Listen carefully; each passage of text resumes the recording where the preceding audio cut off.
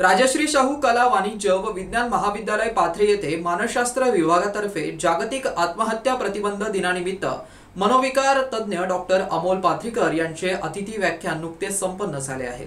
राजश्री शाहू कला वाणिज्य व विज्ञान महाविद्यालय पाथरी येथे मानसशास्त्र विभागातर्फे जागतिक आत्महत्या प्रतिबंध दिनानिमित्त अतिथी व्याख्यान संपन्न झाले। व्याख्यान प्रसंगी प्रमुख वक्ते म्हणून मनोविकार तज्ञ डॉक्टर अमोल पाथरीकर यांनी मार्गदर्शन केले। आयुष्य जगत असताना सकारात्मक विचार, चांगली संगत, उत्तम जीवनशैली, आहार विहार, व्यायाम हे व्यक्तीला आत्महत्येपासून परावृत्त करू शकतात आणि चांगलं जीवन जगू शकतात असं त्यांनी सांगितलं।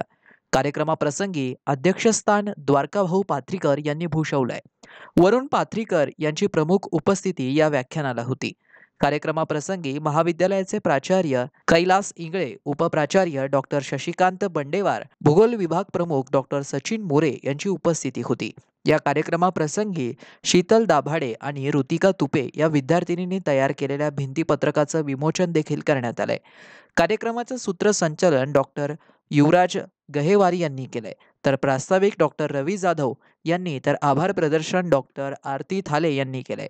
कार्यक्रमास उपस्थित प्राध्यापक doctor Tanisha Dale, doctor Suresh Alone, doctor Deepak Gaikwad, doctor Rekha Meshram, doctor Datta Phuke, doctor Bhausaheb Shelke, doctor Pravin Berad, doctor Kishor Wagh, doctor Keshav Lahane, प्राध्यापक Kiran Dhanedhar, doctor Raj Popalgad, doctor Pravin Thakare, doctor Dinesh Ahirrao, doctor Shyamsundar Kantule, प्राध्यापक पवन काळे, प्राध्यापक Ajay Rathod, doctor Mahendra Shelar, doctor Shivaji Umbarhande, doctor Tukaram Kamble, doctor Ram Jadhav, प्राध्यापक ऋषिकेश लहाने, प्राध्यापक नीलम बनसोडे, प्राध्यापक पांचाळ सर, दीपक पैठणे तसेच पालक, सर्व विद्यार्थी व विद्यार्थिनींची उपस्थिती होती। 23 ते 24% जनता ही कुठल्या ना कुठल्या मानसिक अस्वस्थतेनुसार किंवा आजाराने ग्रस्त आहे। इतकं ते कॉमन आहे। पहिले आहे ना WHO ने काय डिफाइन केलं होतं की मानसिक डायबिटीज हा एक आजार आहे की जो 25% लोकांमध्ये पॉप्युलेशनमध्ये आहे जगामध्ये, म्हणजे तो 1 नंबरवरती होता। ठीक आहे ना, 24 ते 25% लोकांमध्ये डायबिटीज आहे, म्हणून आपल्या जगामध्ये सगळ्यात जास्त रुग्ण या आजाराचे दिसायचे। काल आमच्या महाविद्यालयामध्ये जागतिक आत्महत्या प्रतिबंध दिनानिमित्त अतिथी व्याख्यानाचे आयोजन करण्यात आले होते। या व्याख्यानासाठी प्रमुख पाहुणे म्हणून मनोविकार तज्ञ डॉक्टर अमोल पाथरीकर संभाजीनगर येथून त्यांना आमंत्रित करण्यात आले होते। डॉक्टर पाथरीकर सरांनी आम्हाला या जागतिक आत्महत्या प्रतिबंध दिनानिमित्त सखोल माहिती दिली। वास्तविक पाहता WHO या ऑर्गनायझेशन थ्रू 2023 पासून जागतिक आत्महत्या प्रतिबंध दिन हा साजरा केला जातो। या दिनाचं साजरीकरण करण्यामागचा हेतू हा आहे की जगामध्ये सध्या आत्महत्येचं प्रमाण प्रचंड मोठ्या प्रमाणामध्ये वाढत आहे। याबद्दल लोकांना जागरूक करून आत्महत्येपासून आपण लोकांना कसं परावृत्त करू शकतो या थीमवरती वेगवेगळे कार्यक्रम दरवर्षी या माध्यमातून घेतले जातात। यावर्षीची थीम होती आत्महत्येच्या संदर्भातील विचारधारा बदलणे।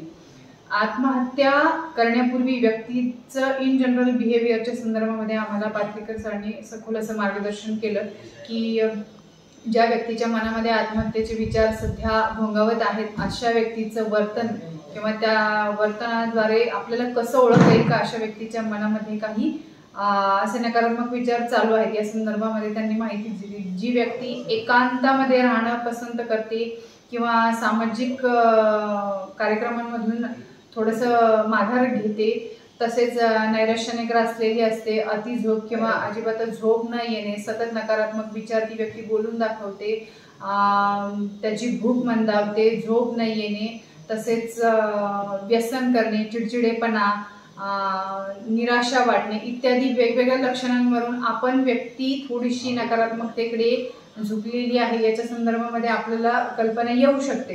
त्याचबरोबर आत्महत्येचे विचार ती व्यक्ती वारंवार आपल्या बोलण्यातून सुद्धा व्यक्त होत असते। अशा व्यक्तीचे हे लक्षण ओळखून जर आपण त्याला वेळीच मदत केली तर आपण व्यक्तीला आत्महत्येपासून थांबवू शकतो।